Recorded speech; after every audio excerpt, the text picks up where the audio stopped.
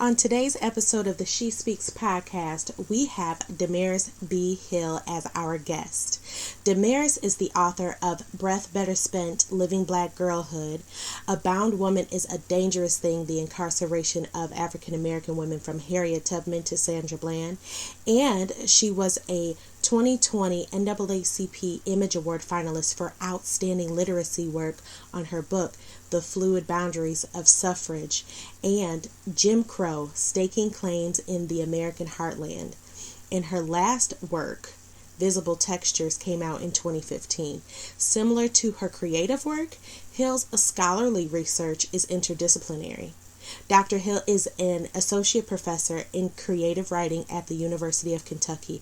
Powerhouses, let's welcome Dr. DaMaris B. Hill to the show.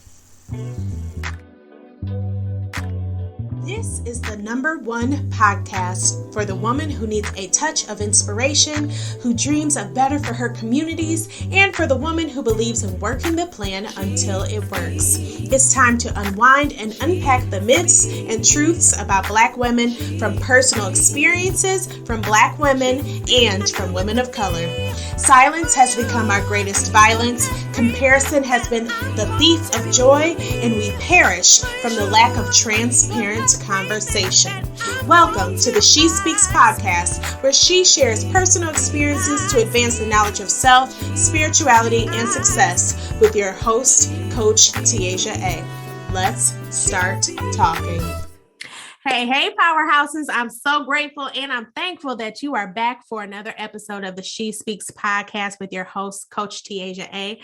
Season 4 is going bananas, and y'all, I don't know if you are ready for this, but I need you to gather your edges, take a deep breath. I want you to get into a position where you are relaxing, because I really need you to open up your mind, open up your heart, and open up your soul, because we are going to talk about some things that are genuine, that are more real than what we've done before. But I think y'all are actually ready for this.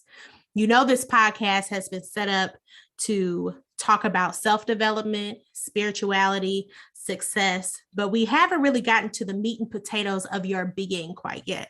So I'm very excited to introduce and to have on the show DaMaris Hill, the Dr. DaMaris Hill. Okay, honey. We talked about Black Girl Magic, but we're going to get into why this is Black Girl Magic right here. DaMaris, welcome to She Speaks. I'm so glad you're here. Thank you for having me, Tiaja. I am happy to be here talking to one of my favorite people about one of my favorite topics.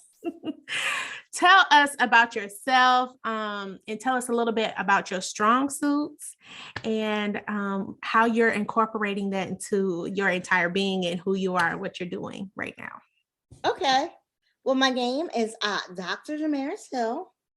The important things that I think your audience should know is that I wasn't always a good student, but I was always a smart girl. I was a non-traditional college student. Okay. I had my son out of wedlock on my 20th birthday. Wow. Which extended my college years. Then I thought I was afraid to be a writer, which is how I make most of my money and happiness right now. The shortest degree for me was my PhD that I did in 4 years, because it was the only time that I didn't have an infant or a small child that I was taking care of when I went to school. So my undergrad degree, my master's degree, and my PhD, I was pretty much a mother, and a single mother, which is the #1 determinant of poverty in America. If you are a single mother, it is almost a guarantee that you are going to be poor and live in poverty in America. And many states in America do not even force or require the paternal parent to pay child support. And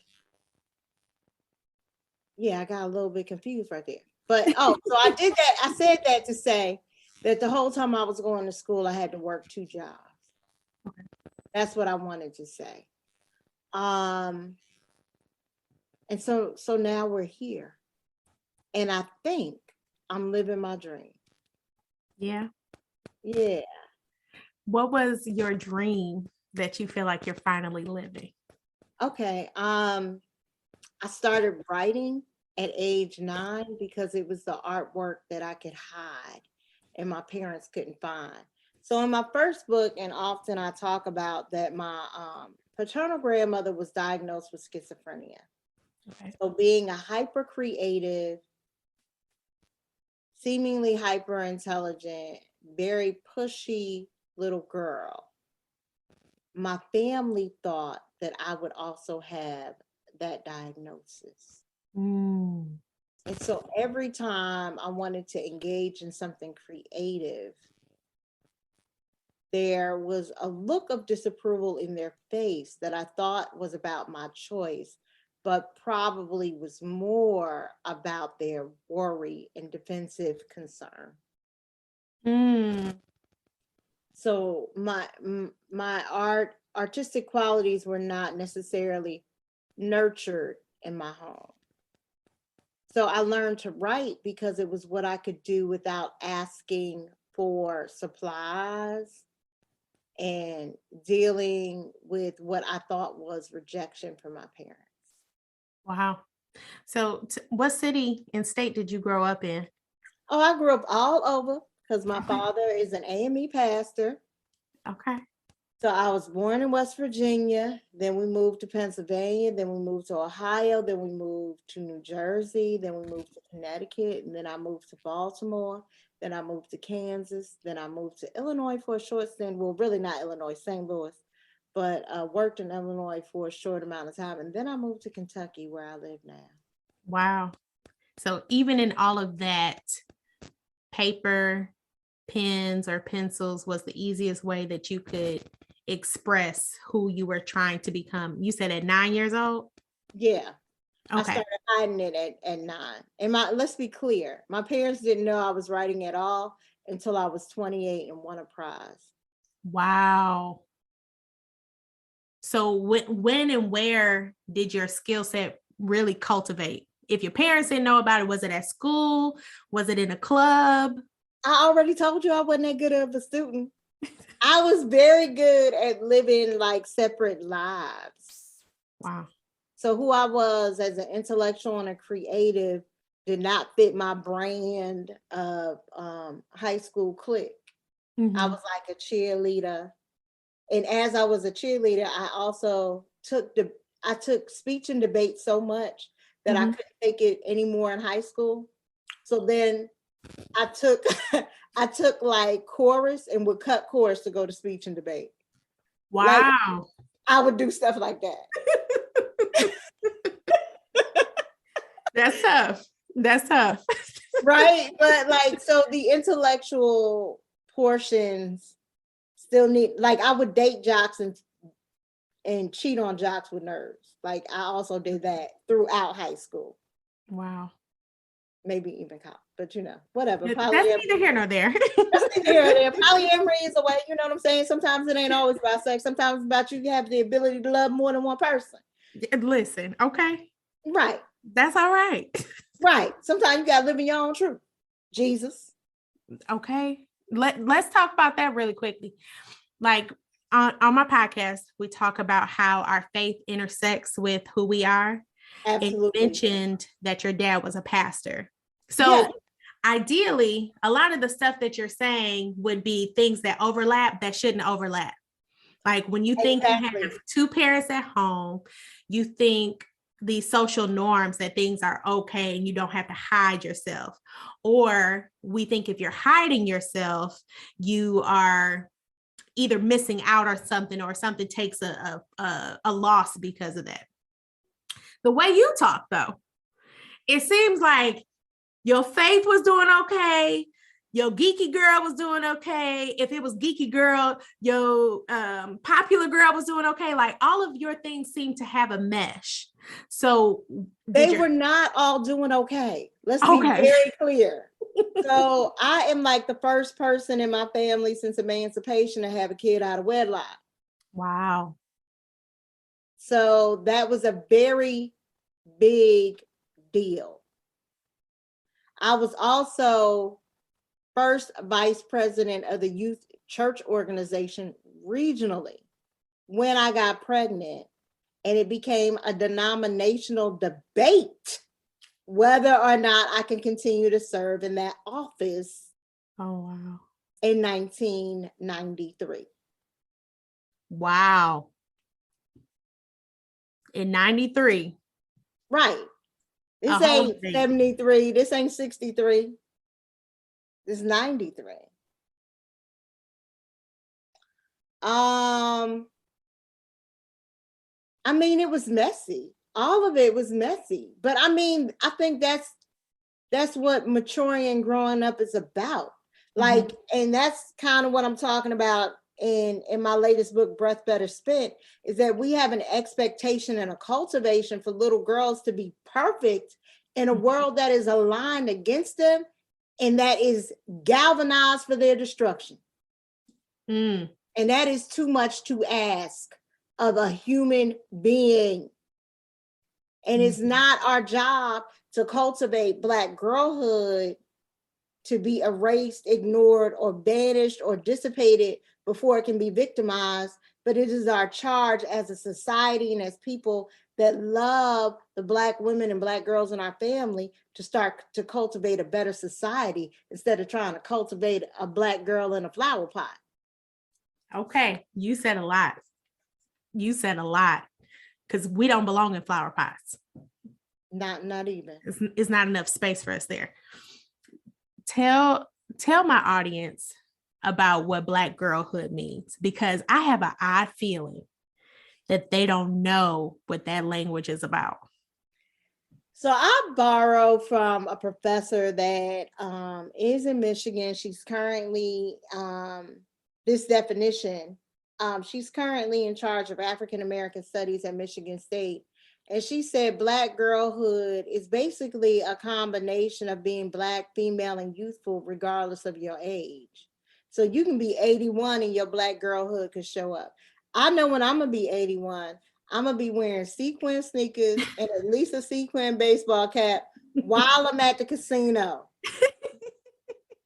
Probably with a shiny metallic pocketbook. My Black girlhood gonna show up. Yes. She gonna be right with me. And right now she is with me, like she's on my shoulders.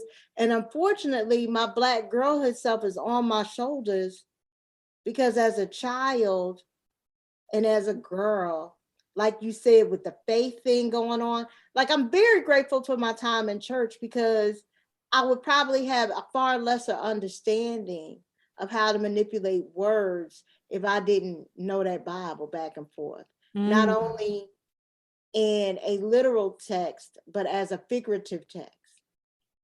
And always knew that it was the layered and multidimensional. Yeah. Like probably my first orientation of poetry was hymns. Okay. You know, so who I am might not exist without the church. And the ways that I challenge and confront obstacles is very faith-based. But also the messy parts of me, I think, are the parts of my humanness that were in contrast with the respectability politics of the church. So like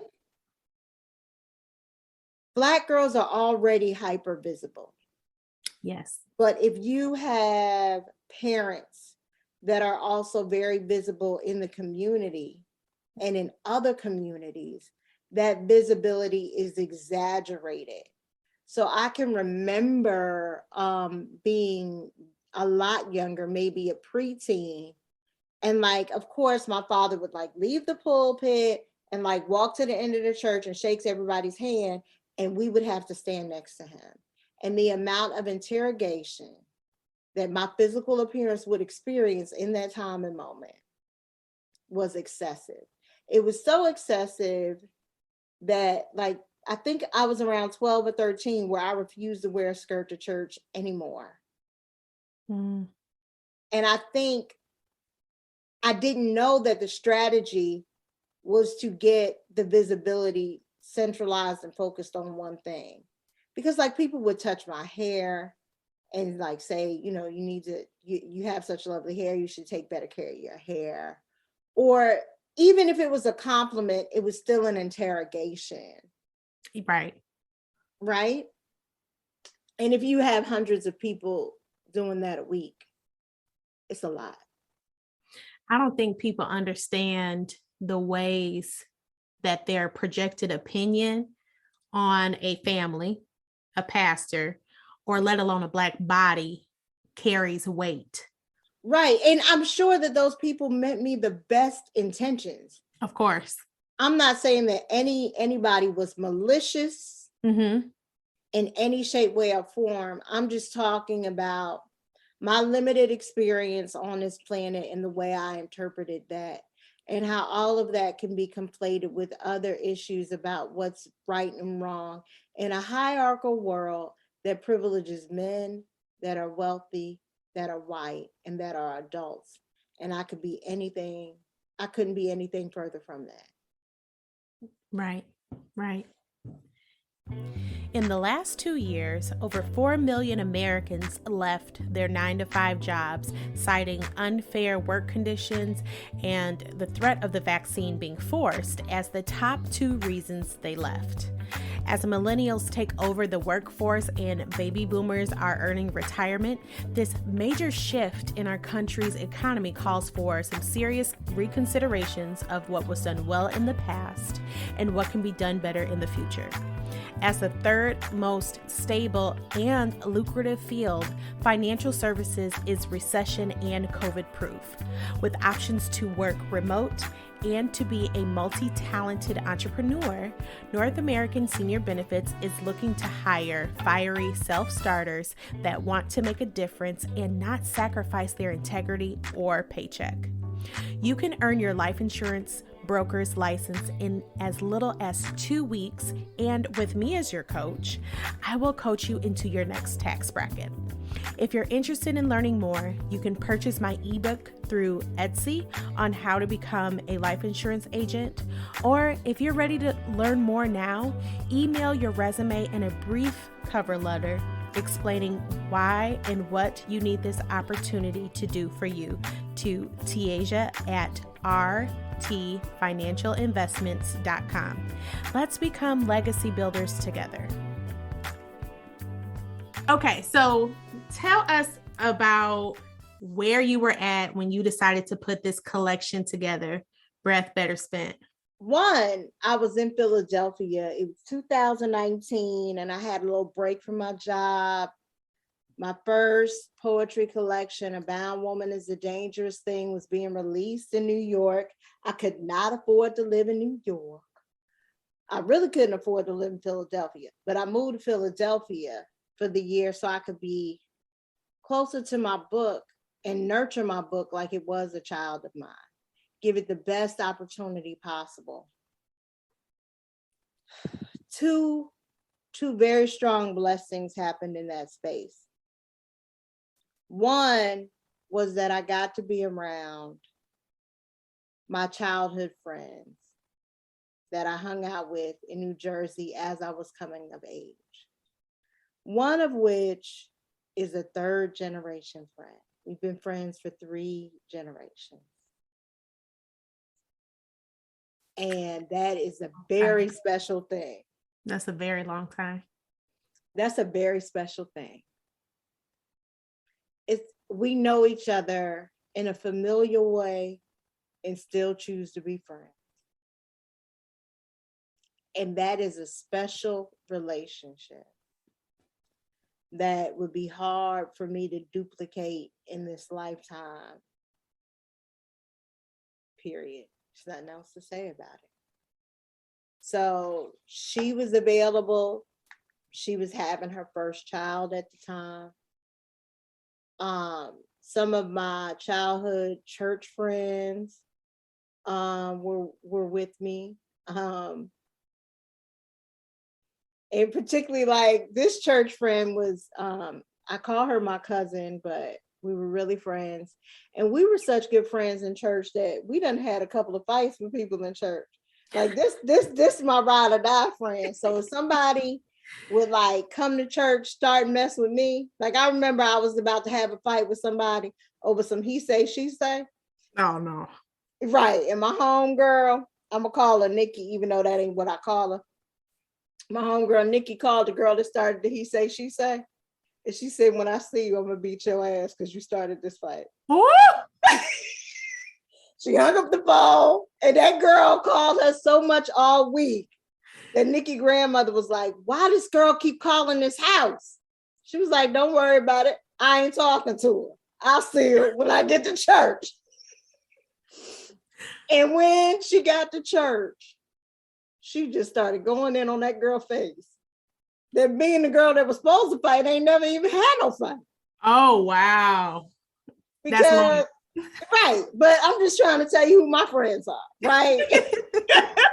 And this is who we were at 11, 12, and 13. Wow. Okay. You know, these are my friends that was like, I want to go get saved. Walk with me and hold my hand. Oh, okay. You understand what I'm saying? So from the gutter to the upper. Right. These friends, right? And so I was so fortunate at a time when I was so terrified and didn't know what was going to happen with this book, that this crew was with me. So like, you know, New Year's Day, we vision boarding at my house, laying in the floor, vision boarding at 50, almost 50, 50 and 50 plus. We laying in the floor, cutting out magazines and envisioning better lives for ourselves and praying for one another. You know, that was one magical thing that happened. The other magical thing that happened is that I met the founder and director of the Colored Girls Museum, Ms. Vashti Dubois. And what Vashti Dubois did was took her 19th century Victorian home of about 5,000, 6,000 square feet and has created the Colored Girls Museum, where everything in it is created by a Black woman artist, curated by a Black woman visionary artist, and centralizes on a Black girlhood experience. So in this museum, there is a prayer closet that's covered in stained glass and mosaic mirrors. That has, each piece has been curated, decorated, and built in that house. There are sculptures from made out of weave. You know what I'm saying? Like, you know, just, and I mean things that are beautiful, but reflect a Black girl experience, a Black girlhood experience. And one exhibit in that space was called In Search of the Colored Girl. And it talked about how many Black girls are missing and go unnoticed. And I spent a copious amount of time at that museum when I was in Philadelphia. Every chance I could get, everybody that came to see me, we was going straight there. Yeah. That's where we was going. What? You thought, no, we're not going to eat. We're going here first, then we go eat. Okay. We're going to play first.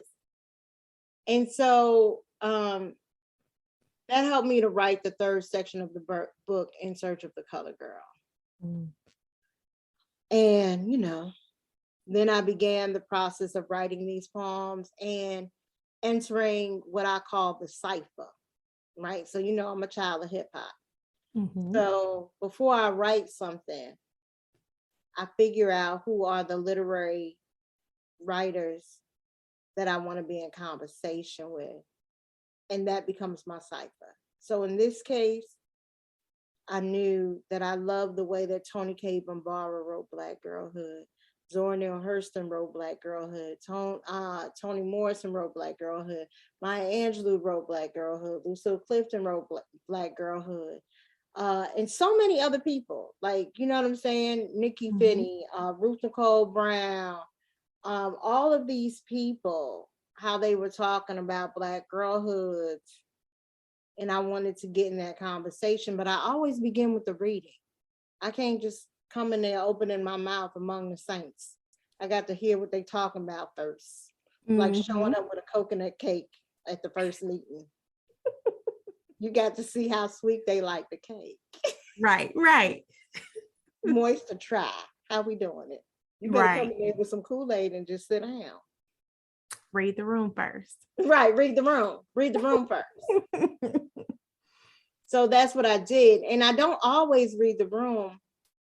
And people that know me like laugh when they figure this out, but I have a reverence for this craft and for the people that have made it possible for me to make a living in this craft. Yeah. And so I come to it in a reverent way. It is when I am most humble. It is when I'm listening intensely. Yeah. So that's it. I think this is how I connected myself to you a couple of years ago, was my personal search for more information of what now I know is Black girlhood. This ongoing conversation about what Blackness, womanhood, girlhood, we've over glamorized the idea of intersectionality in a sense that it's lost its true center. And it's authenticity. Yes. Yes. But I knew that there was more to the conversation than what I was hearing inside the ivory tower or inside higher education, right? And I think when I finally made my connection to you and was able to make other connection with real people, that how you say you listen slowly and with reverence, was already doing that. So earlier when you mentioned Black girls deal with hypervisibility, I didn't realize that my setting that I had chose to put myself in attempted to make us invisible, as if there wasn't a reverence for our craft or how we show up in spaces. So this season with I Speak Life, for me, was about me reclaiming my body, my presence, my ideas, my brain, and what that means and how I decide I want to show up. When I opened up this book of poetry, we were laughing before the show started. Y'all, she tried to warn me that she was choosing violence, but this book is the epitome of speaking life. You chose violence.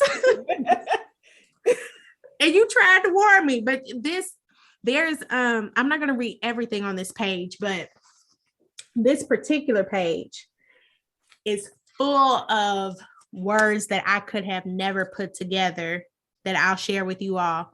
But y'all really need to buy this book because there's so much more in here. It says, you are a girl. You own the power to create a world in peace and love.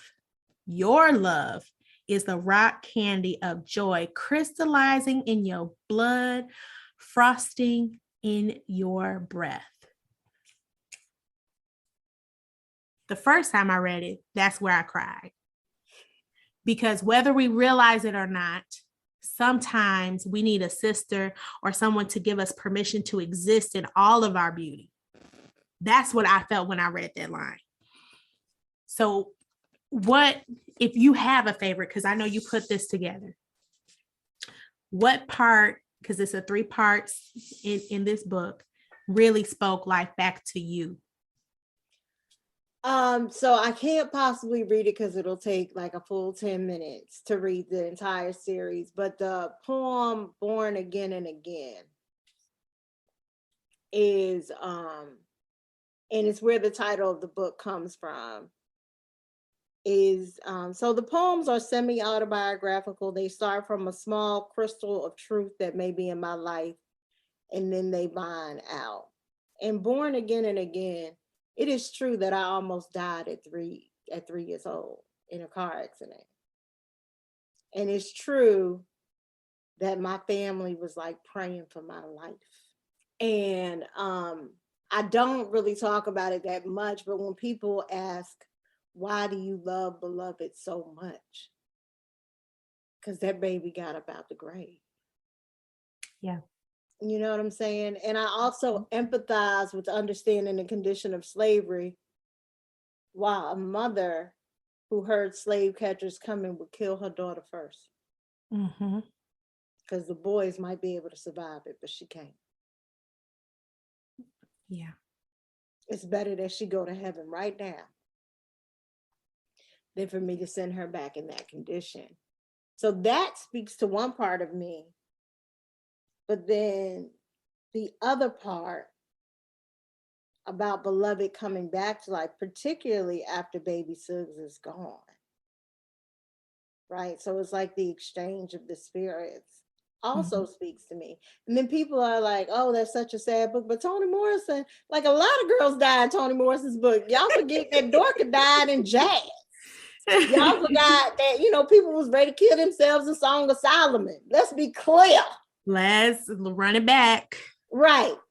The Bluest Eye was not the only sad girl or depressed girl near death that Toni Morrison was dealing with. Yeah. So Born Again and Again, talking, is a poem that indulges in the possibility of me being on the other side of life temporarily and trying to find my way back to the voice that's praying for me, which in the poem seems like it's exclusively my grandmother.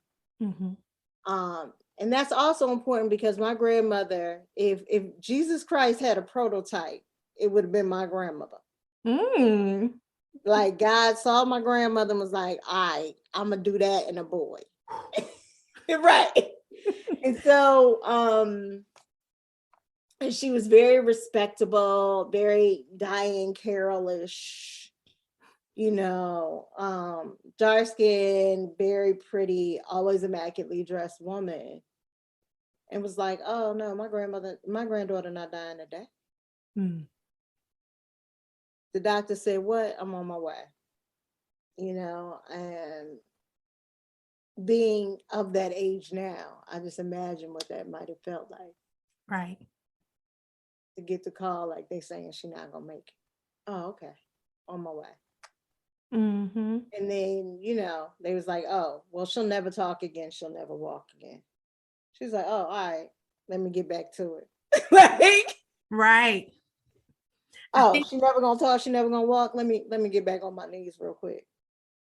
I think that's sometimes we take that for granted about a praying grandmother, but we don't realize, especially when we're young and we're getting it, the legacy of faith, the strength, and the belief that woman has, that she literally, in your case, in the poem, you talk about how her prayers were like the breath going back into your nostrils. How that literally, even those memories, that keeps us going. I was trying to communicate that to my niece and nephew, how our grandmother, the grandmother that I didn't meet because she was long gone before I was ever thought about, prayed for us to have opportunities that we take for granted now. Exactly. I don't think people all the way understand what that means. Like I say, we say it casually, like, oh, a praying mother, praying grandmama. No, this is what literally brought you back. After the doctor said, oh no, she's not gonna make it. So like, that's important. And I talk about like having that twin grandmother tongue and my tongue growing strong because, and I didn't realize it when I was writing it, but I think some of what I'm trying to do in the last part of the book is bury somebody beautifully rather than in a state of violence. Tell us more about that. What does that mean? A lot of people in search of a colored girl portion of the book have experienced extreme amounts of violence. Toni Morrison say in Beloved and Other Books, what doesn't go easy don't stay in the ground, right? And I cannot do much with my grieving for these young women, but at least I can hopefully lay them to rest beautifully and let them know that they were loved and illustrate the ways to them that they were loved. So if there was something that you would want your readers to gain from this book, because if y'all haven't noticed, you need to get to Philadelphia and go to this museum. First and foremost, if you are a college student, if you are in any type of institution and you are trying to get credits, have them pay for you to go. This is a learning opportunity. Write a good paper, do some prior research to make it scholarly, and get your stuff so you can see what this is like. If you didn't think I was going to be doing this soon, y'all forgot who I was. But you need to go to this museum so you can see for yourself and you can start understanding where the compassion and the empathy is coming from for this book and for the conversation about Black women. As a listener, as a participant, if you are Black, if you are a woman, or if you're not, the conversation and the way that we look at Black bodies is important. And if you haven't challenged yourself to explore what that means in your world, this is a really good opportunity for you to take a step back and do some assessments. So DaMaris, tell us really what you want your readers and anybody that decides to follow you on social media, like what it is that you really want them to gain by reading this book or engaging with your content. Well, again, the book is entitled Breath Better Spent Living Black Girlhood. And I don't want to convince anybody to think anything, but some ideas that are important to me in this book are, one, that Black girlhood is a strategic negotiation of culture from birth. Like as soon as like there is a cognition present, Black girls are strategically negotiating this landscape where the power dynamics seem uneven. And if you think I'm lying, I'm about to tell you how to catch a Black girl getting ready to catch you. If you got a Black girl, particularly the younger she is, the more dangerous, that asks you one question, she is not seeking the answer to that question. She's trying to figure out if you a liar. She's trying to figure out if you a liar. That is so true. Because a Black girl ain't never got one question. She ain't never got one question. If she don't know, she got a litany of questions. Mm-hmm. Mm-hmm. But if she know the answer, and she come to you with one question, she testing you for your truthfulness, for your authenticity. She need to know if she can rock with you or not. Right. She already know the answer. If she got one question, she know the answer. Mm-hmm. She know the answer. Mm-hmm. So that's number one. Black girlhood is a strategic cultural navigation. And then Black girls, they may not be born smarter, because I believe human beings are born with the same abilities. But I will be damned if this world don't create some levels of obstacle courses that train them a little bit different than the rest. That's one. Two, that for a lack of a more, I would say, inclusive term, because of intersectionality and the hierarchies of oppression and power in the cultural condition that is the modern world, Black girlhood culture has extreme generative power that is nuclear. There is going to be art, there is going to be ideas, philosophies, and spiritualities that happen in Black girlhood culture, particularly when it is deemed secure and safe, that will not be duplicated anywhere else. And a lot of the change agents that we see in our cultural, political, and global landscape are bringing their girlhood with them as their fuel, because it's an unlimited source of power. Three, I want everyone to understand that protecting Black girls is not the responsibility of Black girls, and it's not the invisibility of Black girls, but the challenge to change the cultural dynamics that leave Black girls vulnerable. Mm.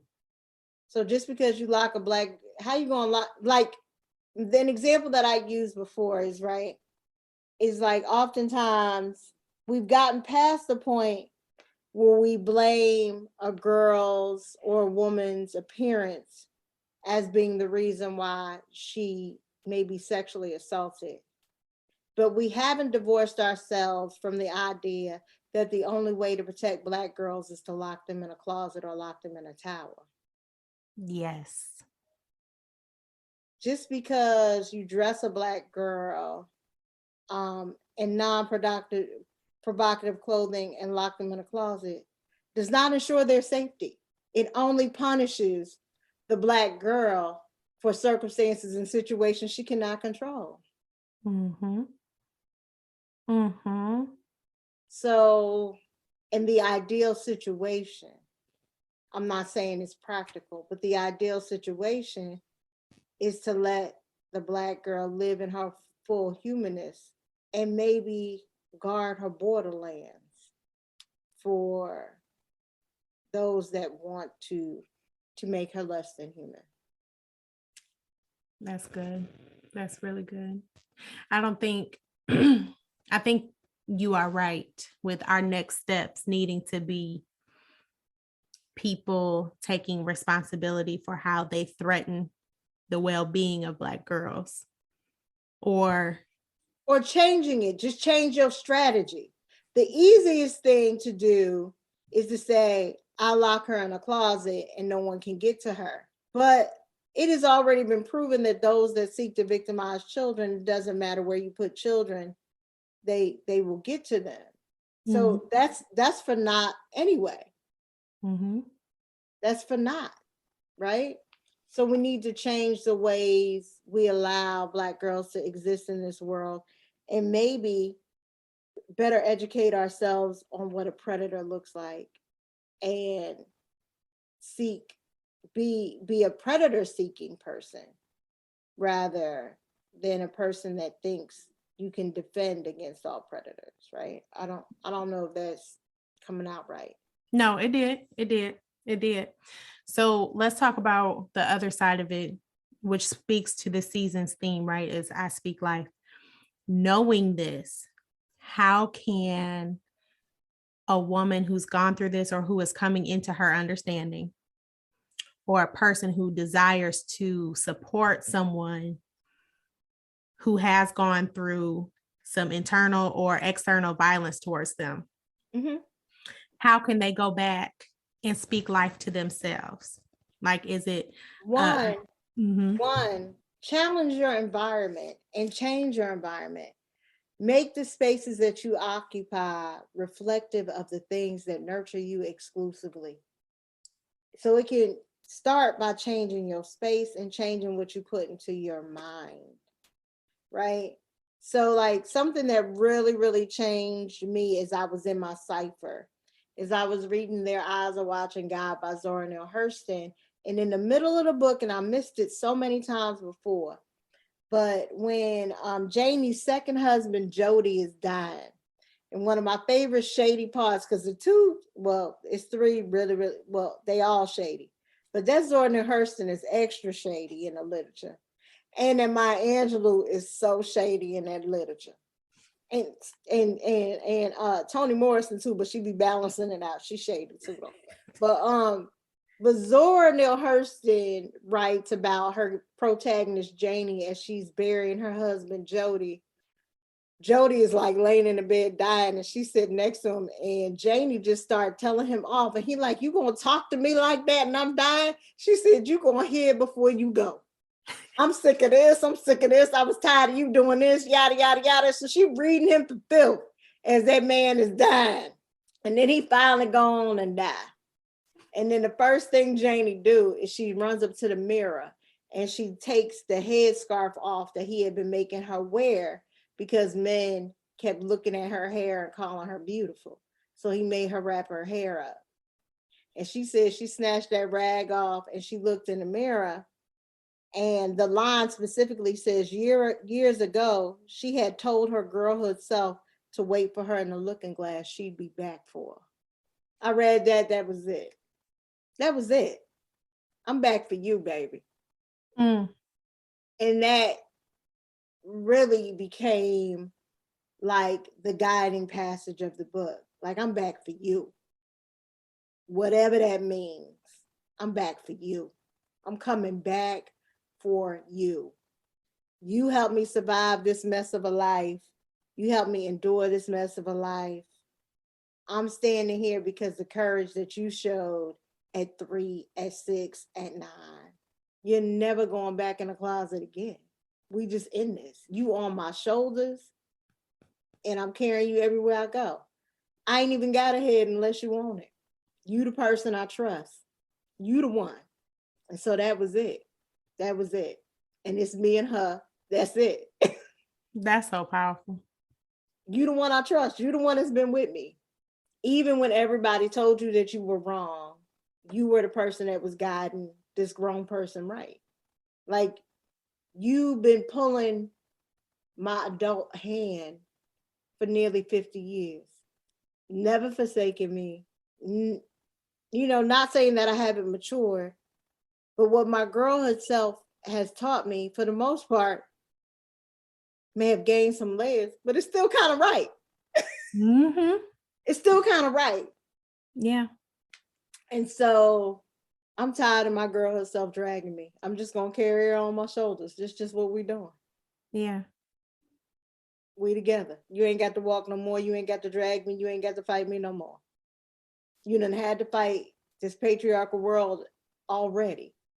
Why am I adhering with the enemy? I'm with you. And that's how I see it. I think that's good. Like silencing the battle, the external and the internal battle, to be synonymous in one moment, and accepting and embracing that all of me can go together. Yep. And who got a problem with that? It's not really about me. It's about them continuing to maintain power. Mm-hmm. But this little person has been negotiating the power since the very beginning.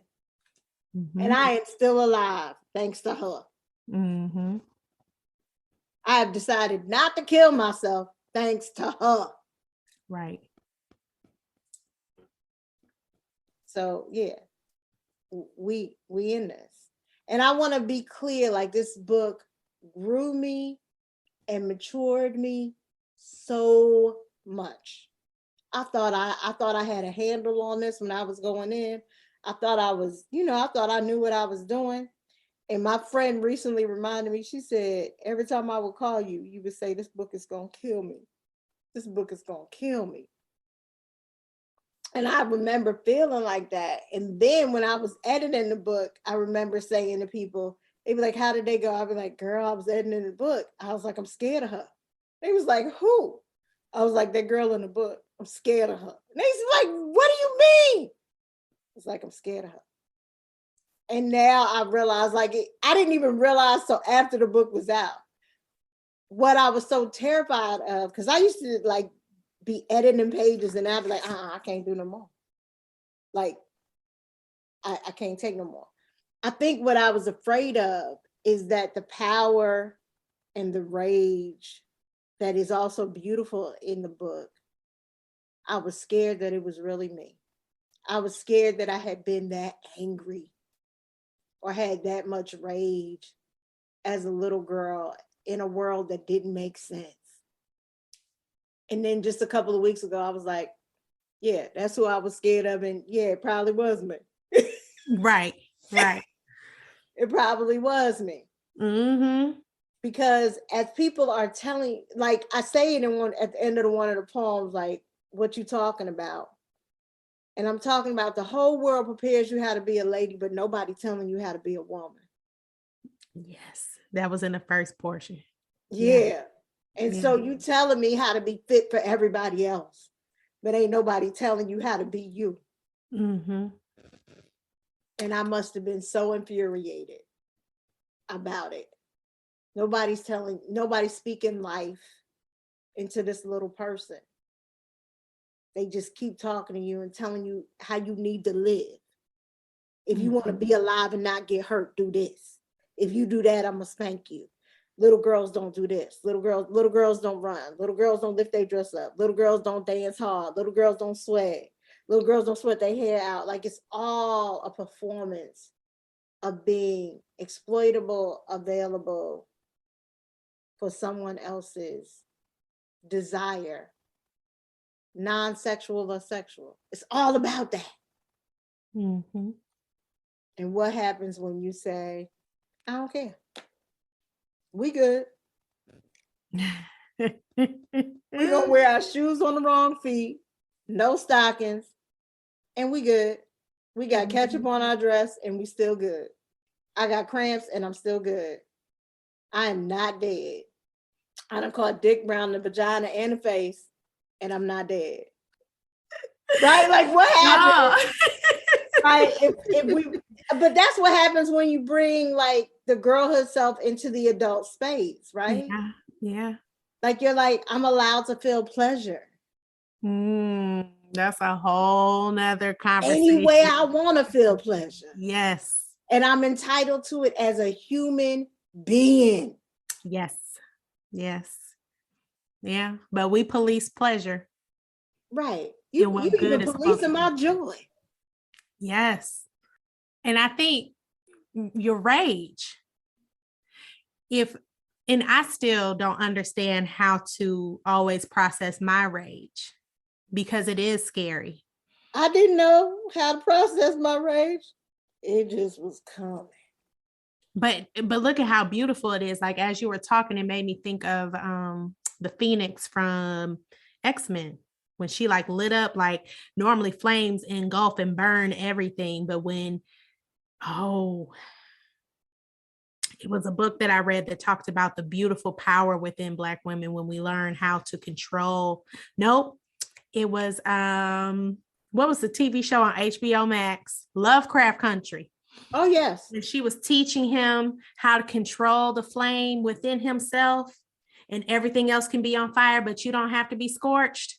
Mm-hmm. As you were talking and talking about the rage, that's what I envisioned, is the idea that if I let this flame go, it could engulf everything because it's that much rage. But then this book is flawlessly controlled, but still a light. Thank you. Mike. That means that's probably the greatest compliment I ever received. I am not gonna cry right now. Y'all got to get breath better spent. This book, I've cried during this episode. So just so we clear, this book is not only liberating, but it's much more than that. I'm not trying to, just because of my relationship to her, I'm not promoting this book, but I didn't know I needed this. Y'all know my process and what I've been doing and the things that I've been trying to achieve as my own individual. But I don't care what kind of person you are. When you open this book, you too will tap in and find your girlhood. Or if you are a boy, if you open this book. I had a white man. I was talking to a white man yesterday. He was like, this book is so beautiful. He was like, so. Thank you. I don't care what kind of person you are. This is that book. Yeah. And I think one of the reasons that Whitney is centralized in the book is because I kind of wanted to look at the ways that her Black girlhood was kind of tapered and commodified. And it shrunk her a little bit. Yeah. You know, she was like saran wrapped. And like, I just think, I mean, Whitney was already everything, right? And I'm sure she was everything outside of the scope of people's view. But like, when we look at Whitney's sexuality was something to be gawked at by popular culture and by the church. But in terms of blues women, nothing to be played with. All of them blues women got down like that. Sister Rosetta Thorpe had 3 marriages and had 8 years with a girlfriend. All right. And got saved after each one. She make a blues album when she in the wrong and a gospel album when she in the right.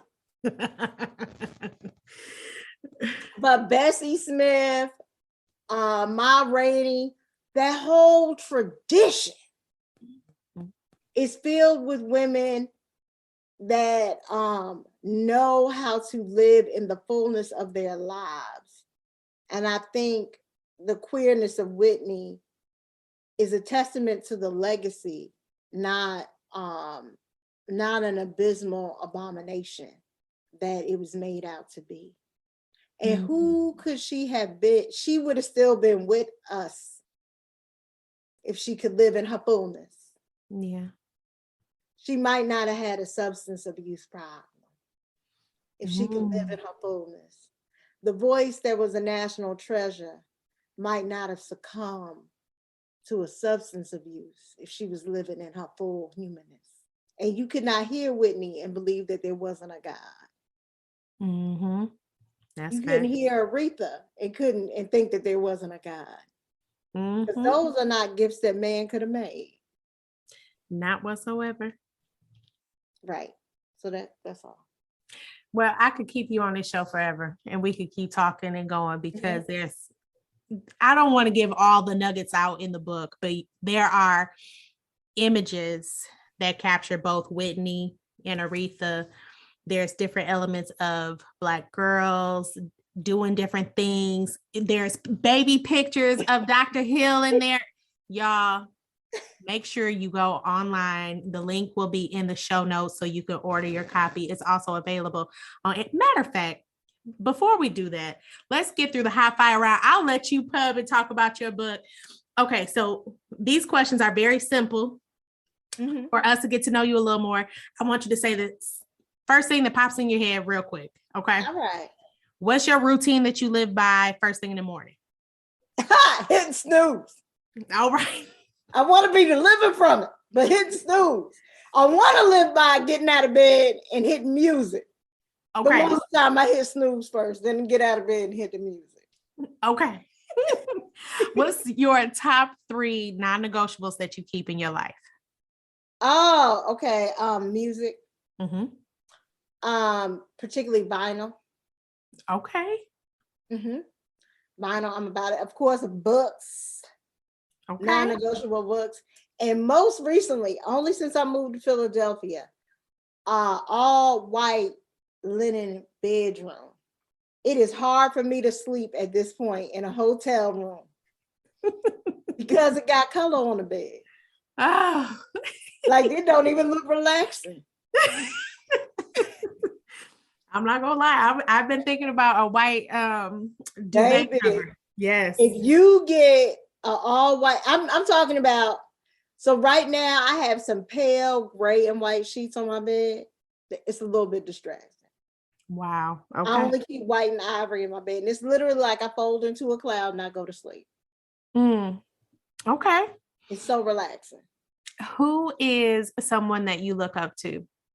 There are so many people I look up to. First one that came to mind. First person that came to mind is Whitney, probably because we were talking about Whitney and Aretha, but there are so many, Okay. We don't just have one teacher in life. Okay. So who let's go this way. From your girlhood, who's the teacher that you brought with you? Who? Again, so many. I did not have the greatest relationship with my mother, but I am grateful that so many other women understood that complexity and showed up in my life without saying that they understood that complexity. So of course my aunts, my grandmothers, particularly the grandmother from Born Again and Again, so she had 28 grandchildren. And my cousin's gonna be mad because I ain't never say this out loud, but it's all right. I was like her third favorite, but it's okay because I'm number 3. But the other 2 doesn't live with her, so I can take them being the favorites above me. Okay. But what she used to do that I didn't realize was like so special, and that was a show for our closeness. I've already explained to you what kind of teenager I was. So I would have lots of different color. I've been dyeing my hair since I was like 13 or 14. My mother does not have any clue what my original hair color is. She's already admitted it. Like she can't remember. She's like, I don't know what your hair color is anymore. But my grandmother she would always wear a wig. Again, you know, Diane Carroll. But she would have me dye her hair. And I used to be like, well, what color you want me to dye your hair?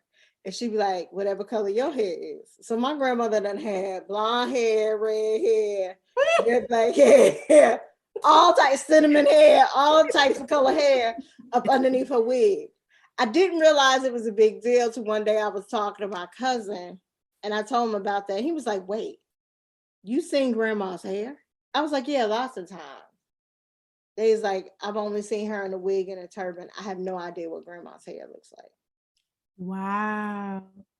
So that, and another thing she did when her husband and my grandfather died, and you know, it's a lot of us. So we was all waiting to go to the funeral and I was just sitting there and I had like a white satin brocade fitted suit on. We all quiet and somber in the living room. And then she looks over at me and everybody's in there. And she's like, what size is that suit? And I look up. Like, it's not your size. It's too big for you. It's a size 8. You wear a size 6. She was like, when you get home from the funeral, just lay it across the bed. And then she was like, what size are those shoes? And I was like, they are not your size. I wear a 7. You wear an 8. It's not your size. She was like, they're slingbacks. They'll be fine. Leave them next to the bed when you get home. And I was so like mad, but now I realize like that was her way of being close to me. Mm-hmm. Like she also brought me my first lingerie set. And my friend from my childhood, I was like, I think I was like 10 or 11, and she brought me like this turquoise lace, like bralette and panty set. She was like, your grandmother really knew you. She really knew you. At that age, she knew you. And I was like, yeah, she did, didn't she? She knew. But like, not that she was trying to sexualize me at all. But when I look at it now, I'm like the only one of her granddaughters, and maybe even including her daughters, that indulged in a type of femininity in that way. So she probably didn't have an outlet for that, like, you know, and wanted an outlet. And she was like, you know, a pretty girl always keeps pretty underwear around. That stuff she would like tell me. But I didn't know she was only telling me that till like a couple of years ago. Wow. So you had real love with her. Yeah, but I didn't know it. I didn't know it. I mean, I know she would give me more money than other people. She would tell me, never stop telling the truth. I would be in fights with people all the time. She would just take me in the bathroom. She'd give me $50. She'd be like, never stop telling the truth. And so now I realize that that was like the way she was showing love under, you know, the constraints of her femininity and respectability. Under the constraints of her femininity and respectability. Yeah. Because, you know, this is a woman that had 8 kids, never worked outside the house. She met my grandfather at 13. She said my grandfather walked past her at school and she had real long braids and flipped her braid up on top of her head. And she said God spoke to her that day and said, that's going to be your husband. What? Yep. It's the braid. That's probably why I haven't found him, because I ain't flopped my braid yet. Right? You know what I'm saying? We were here cutting our hair, wearing these slick styles. We need to get us 2 braids down the side. Let them hang down. So a dude know we looking, have a little Rapunzel vibe. Right. Let me flip this up here. All right. So tell us how to connect with you, how we can purchase your book. So my website is DaMarisHill.com, DaMarisHill.com. I'm on the socials, on the Twitters, DaMaris Hill. On the Facebooks, DaMaris B. Hill. On the Instagram, there's a lot of Instagrams right now, let's just go with DaMaris Hill _ a bound woman or DaMaris Hill writer. I'm probably going to get rid of DaMaris Hill _ a bound woman. But if you put DaMaris Hill in there, I'm going to come up. I'm on the Pinterest, DaMaris Hill _ a bound woman. And that's where you can get a lot of the archival information.